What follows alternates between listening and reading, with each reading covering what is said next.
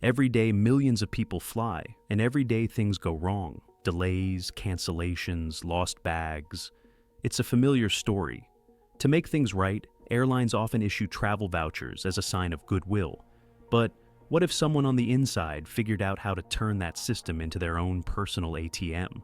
The story you're about to hear might sound like a Hollywood script, but it's rooted in a very real type of crime that has bilked airlines out of millions. While we've changed the names and a few details to tell the story, the scheme is shockingly similar to real-life cases of employee fraud. This is a look at how a seemingly loyal airline employee and a respected local figure can team up to build a multi-million-dollar empire on nothing but thin air. They promised a world of dream vacations at prices that were literally too good to be true. For a while, they delivered. But behind the cheap tickets and glowing 5-star reviews was a web of lies so bold, it would take federal investigators to unravel it all. This is the story of a massive flight voucher heist that netted nearly $2 million, and how it all came crashing down in the dead quiet of a federal courtroom, revealing a level of greed that stunned everyone involved. Our story starts with a man we'll call Marcus Hale. To his colleagues at the busy hub for Sky High Airlines, Marcus was just another overworked, underpaid customer service agent. He spent his days dealing with frustrated passengers and, crucially, had the authority to issue Sky Vouchers, digital coupons to compensate travelers for bad experiences. For years, he was a model employee, but he was also watching, and he saw a flaw in the system, a tiny crack he could exploit. He noticed the airline's accounting for these goodwill vouchers wasn't exactly ironclad. A complaint could be logged, a voucher issued, and with a few clever keystrokes, the original complaint could be buried or miscategorized. The voucher, however, was still very real and very spendable. After months of quiet observation, Marcus decided to test his theory in early 2024. He started small, creating a few vouchers under fake customer names. When no alarms went off, he knew he'd struck gold. But Marcus was the technician. He wasn't a salesman. He needed a partner, someone with a wide network of contacts, someone people trusted. He found that person in the most unlikely of places, a local high school. Lila Torres was, by all accounts, a pillar of her community. A dedicated high school counselor, a single mother, and a woman people looked up to. But she was also carrying a silent, heavy burden of financial stress. When Marcus, an old acquaintance, came to her with a wild proposition, she was hesitant at first. He sold it as a victimless crime. The airline was a huge, faceless corporation, and these were just compensation vouchers, he told her. He could make them, she could sell them to her contacts at a 50% discount, and they'd split the profits. He promised it was untraceable. Their first few sales were small, netting them a couple of $1,000s.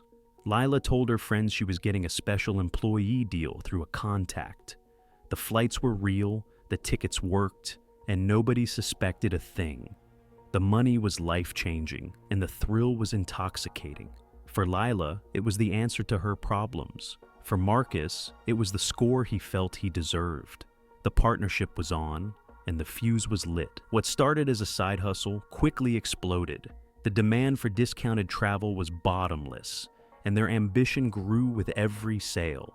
Between February and May of 2024, their operation ballooned. In February, they cleared $5,000. By March, it was $50,000.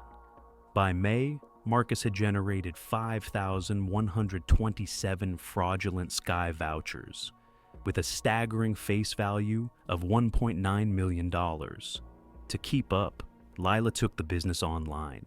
She launched a slick website called Travel Deals Now, complete with fake testimonials and a smooth interface.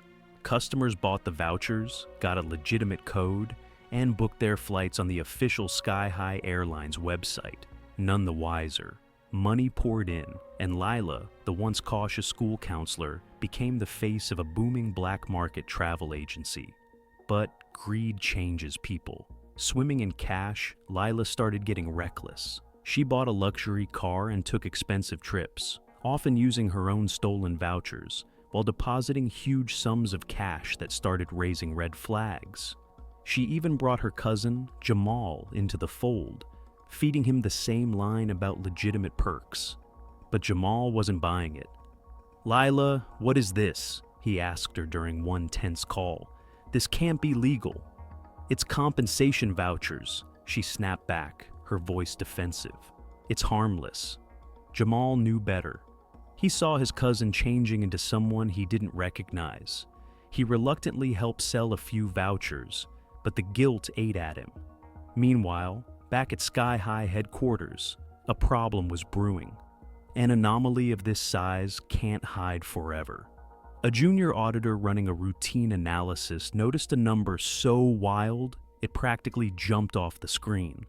The issuance of goodwill vouchers from a single agent's terminal had spiked by over 10,000%. It was a digital flare screaming that something was very, very wrong. The auditor dug in and found all 5,127 fraudulent entries came from one login, Marcus Hale. The fake complaints he'd tried to bury left a perfect digital breadcrumb trail right to his keyboard. The airline security team connected the vouchers to tickets booked by people all over the country. And many of those buyers had one thing in common: a visit to a website called Travel Deals Now. Sky High Airlines immediately contacted the FBI. The net was closing in. The end came without warning. In the pre-dawn hours of a Tuesday in late May 2024, the FBI conducted simultaneous raids on the homes of Marcus Hale and Lila Torres. Faced with irrefutable logs of 5,127 fraudulent vouchers tied to his name, Marcus crumbled. His resentment evaporated, replaced by pure panic. He confessed to everything, agreeing to cooperate for a lighter sentence. He laid out the entire scheme, from discovering the flaw to partnering with the school counselor, who turned his con into $1 million machine. At Lila's house, it was a different story. Agents found not just computers, but stacks of physical vouchers worth over $200,000. They found the receipts for her new car and the documents for her lavish vacations. But Lila was defiant. She played the part of the respected counselor, shocked and dismayed. She claimed she had no idea the vouchers were fraudulent, a story that fell apart the second they showed her the website registration for Travel Deals Now, paid for with her own credit card. Facing wire fraud and conspiracy charges, Lila pleaded not guilty. Marcus, having cut a deal, pleaded guilty. The stage was set for a federal trial in the spring of 2025 that would put their greed on full public display. Presiding was U.S. District Judge Elena Vargas, a jurist known for her sharp, no-nonsense approach. The prosecution laid out the case methodically. First, the Sky High auditor walked the jury through the data, showing them the undeniable digital trail. The system shows 5,127 manual voucher entries from a single agent's terminal in 4 months, he testified. That terminal belonged to Marcus Hale. The volume is statistically impossible. Next up was Lila's cousin, Jamal. Pained and conflicted, he took the stand to testify against his own family. He wouldn't look at Lila. "She told me it was okay, that it was harmless," he said, his voice cracking. The prosecutor pressed him. "Did she know how much money was involved?" Jamal took a deep breath. "She knew," he admitted. "She bragged she had made over $400,000. She knew it was wrong." The most devastating blow came from Marcus Hale himself. Taking the stand, he looked directly at his former partner. He admitted it was his idea to start. But Lila, she was the one who wanted to go big. She built the website. She handled the money. She was the one who pushed for more, always more. He painted her not as a follower, but as the ambitious boss. When Lila finally took the stand, her credibility was shot.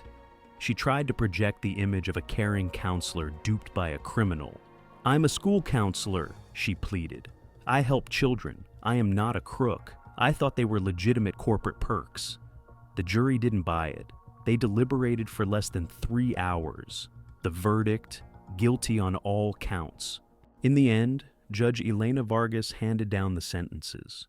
For his cooperation, Marcus Hale received 24 months in federal prison and was ordered to pay $1 million in restitution. For her role as the engine of the scheme and her refusal to take responsibility, Lila Torres was sentenced to 14 months. The flight voucher heist was over. The story of Marcus and Lila shows how easily ordinary people, feeling squeezed or undervalued, can rationalize extraordinary crimes. They were reaching for a dream life, but they built it on a digital house of cards that was always going to collapse. And while this version of the story uses fictional names, the underlying crime is very real.